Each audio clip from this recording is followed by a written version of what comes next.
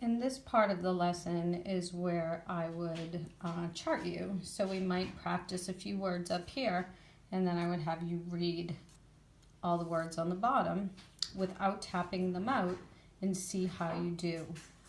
So I also may ask you to mark up this form.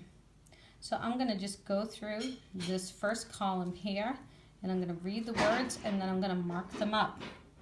So the first word, scan. So I see in this word a blend, the two consonants next to each other that make two separate sounds. So one line for S, one line for C. Then I also see the welded sound AN, so I box that out. Scan.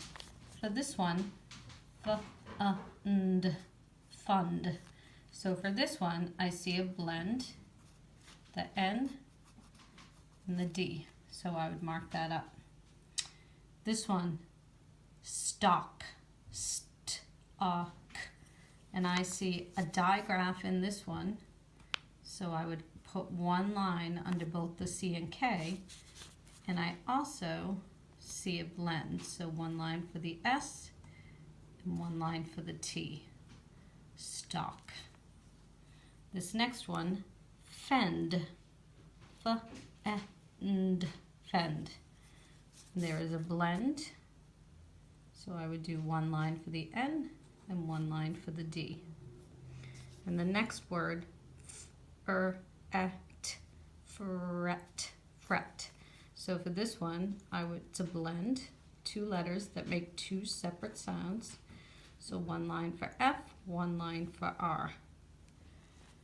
For this column, I may ask you if some of the words are closed syllables, and if so, mark them as so. So for this one, whisk, asp, rasp.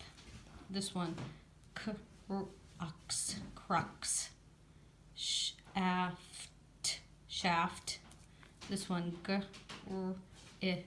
grid. So I might say, look at the word crux. Mark it up first. So I do a line for C and a line for R because it's blended. And I would say if it's a closed syllable, also mark that up.